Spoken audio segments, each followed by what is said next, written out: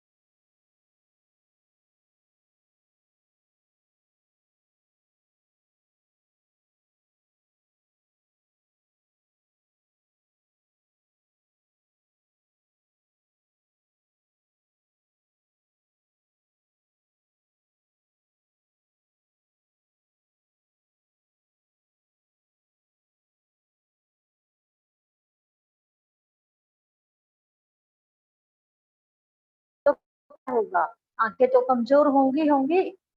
तो इस तरह से लेखिका की आंखें कमजोर हुई। दिन में सूरज की रोशनी में कार्य न करके, अपने पढ़ने लिखने का कार्य नहीं करके, कब करते थे? रात के समय टेबल लैंप रख करके उसके पास कार्य करते थे, जिससे बड़े ध्यान से पढ़ना पड़ता था, क्योंकि कम रोशनी में तो कम दिखाई देगा, तो बहुत अधिक ध्यान देकर पढ़ना पड़ेगा। तो जब पहली बार इन्होंने चश्मा लगाया तो इनके एक चचेरे भाई ने इनको छेड़ा, इनको चिढ़ाया, मजाक किया कि देखो कैसी लग रही है। आंख पर लगाया, आंख पर चश्मा लगाया ताकि सूझे दूर की, यह नहीं लड़की को मालूम सूरत बनी लंगूर की। अब उसके चचेरे भाई ने उसे चिढ़ाया और कहा, आंख पर लगाया चश्मा ताकि सूझे दूर की, यानी आंख पर चश्मा तो लगा लिया ताकि दूर तक का दिखाई दे जाए। इस लड़के को यह मालूम नहीं है कि इसकी सूरत कैसी बन गई है, लंगूर जैसी, लंगूर बंदर जैसी इसकी सूरत बन गई है। तो इसका चचेरा भाई लंगूर की सूरत कहकर चिढ़ाता था। लंगूर क्या होता है? ये जो नॉर्मल बंदर होते हैं आप देखते हो, ये नहीं होता। लंगूर होता है लंबी पूंछ वाला काले रंग का बंदर, उसको लंगूर बोलते हैं। लंगूर क्या होता है? लंबी पूंछ वाला काले रंग का बंदर, उसे क्या बोला जाता है? लंगूर।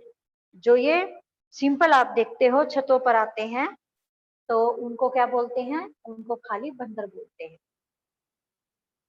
मैं खिझी कि मुझ पर यह क्यों दोहराया जा रहा है, पर शेर बुरा न लगा। लेखिका कह रही हैं कि मैं उनकी इस बात से खिंचती थी, चिढ़ती थी, लेकिन वे बार बार यही बात कहते थे। लेकिन ये जो वाक्य कहते थे, ये शेर बोलते थे, ये मुझे बुरा नहीं लगता था। जैसे कौन सा शेर बोलते थे? आंख पर लगाया चश्मा ताकि सूझे दूर की, यह नहीं लड़की को मालूम सूरत बनी लंगूर की। ये जो लाइनें हैं ये शेर है, ये लेखिका को ज्यादा बुरा नहीं लगता था। जब वह चाय पीकर चले गए तो मैं अपने कमरे में जाकर आईने के सामने खड़ी हो गई। कौन चाय पीकर चले गए? चचेरे भाई। लेखिका के चचेरे भाई जब चाय पीकर वहां से चले गए तो लेखिका कहती है कि मैं शीशे के सामने, दर्पण के सामने जाकर अपने कमरे में खड़ी हो गई। जैसे भाई कह रहा था उसी चीज को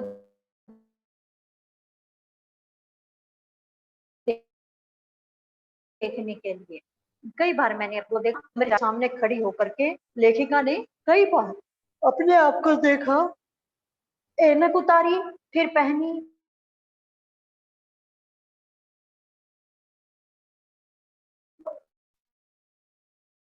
देखा, कभी चश्मा उतारे, कभी लगाए, कभी फिर उतारे, कभी फिर चश्मा लगाए।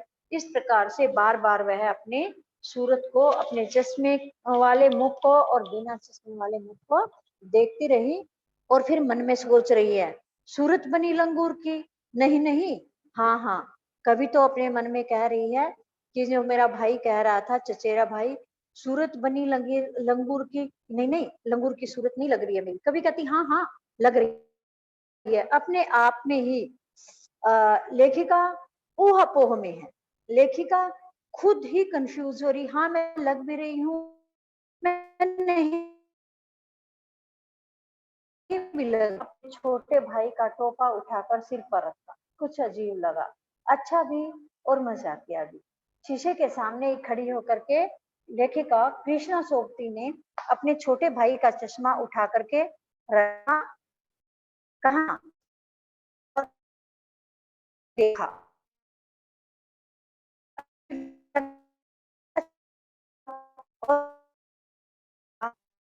कैसा लगा?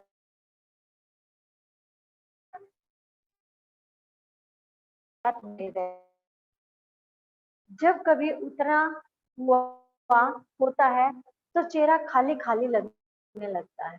लेखिका कह रही है कि तब की बात थी, उस समय तो चश्मा लगाने के बाद मेरा मजाक उड़ाया गया, मुझे भी बहुत अजीब सा लगा। लेकिन अब क्या है, इतने सालों से मैं चश्मे को चेहरे पर लगा रही हूँ, तो यह चश्मा जैसे मेरे चेहरे के साथ घुल मिल गया है।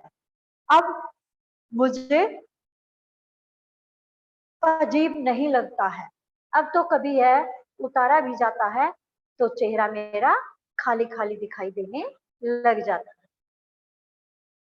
जैसे चेहरे को या लेखिका को चश्मे की आदत सी हो गई है। अब चश्मे को उतारती है तो लेखिका को खाली खाली लगता है, अधूरा अधूरा सा अपना चेहरा लगता है। याद आ गया वह टोपा, काली फ्रेम का चश्मा और लंगूर की सूरत। हाँ, इन दिनों शिमला में मैं सिर पर टोपी लगाना पसंद करती हूँ। जमा कर ली है कहाँ और टोपियां। अभी शिमला में रहते तो उनको उसी समय का याद आ गया, जैसे वह टोपा उसने भाई की टोपी पहनी थी, काली फ्रेम का जो चश्मा लगाती थी, और जिस जैसे उसको लंगूर की सूरत कहा जाता था, उस समय की याद लेखिका को आ गई। और हाँ, अब लेखिका कहाँ है? शिमला में है और सिर पर टोपी लगाना पसंद करती है। शिमला में है और क्या पसंद करती है? टोपी, सिर पर टोपी ओढ़ना पसंद करती है। और लेखिका ने कई रंगों की टोपियां ले ली हैं। लेखिका को टोपियां ओढ़ने का शौक है तो उन्होंने कई रंगों की टोपियां खरीद कर रख ली हैं। कहाँ दुपट्टों का ओढ़ना और कहाँ सहज सहल सुभीते वाली हिमाचली टोपियां। लेखिका कहती है कि कहाँ तो दुपट्टों का ओढ़ना और कहाँ यह टोपियां, यानी टोपियां ओढ़ना दुपट्टे से भी लेखिका को अच्छा लग रहा है कि ये कौन सी टोपियां? हिमाचली टोपियां। तो यह चैप्टर आपका हुआ खत्म। इस पार्ट में जितने भी आपके इंटरनल क्वेश्चन बने, आपको वे क्वेश्चन भी निकालने हैं और उनके आंसर भी निकालने हैं। और इसके साथ आपको बैक एक्सरसाइज के क्वेश्चन आंसर भेज दिए जाएंगे, तो आपको वे क्वेश्चन आंसर लिखने भी हैं और फेयर नोटबुक में लिखने भी हैं और याद भी करने हैं। साथ में ही आपको ये जो चैप्टर खत्म हुआ है इसके इंटरनल क्वेश्चन भी लर्न करने हैं और निकालने हैं। अभी इन्हीं में से कुछ क्वेश्चन मैं आपसे सुनूंगी और जिससे भी सुनूंगी वो हैंड रेज करेगा। और कल के लिए नेक्स्ट चैप्टर स्टार्ट करते हैं। आप थोड़ा सा वो नेक्स्ट चैप्टर भी रीड करके आएंगे। तो अब रेडी रहिए, जिससे भी मैं सुनूंगी वही बच्चा आंसर देगा, नहीं देगा तो दूसरा बच्चा आंसर देगा।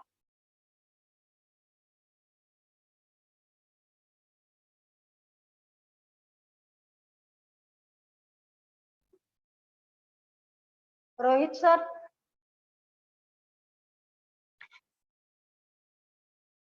Rohit sir, hello.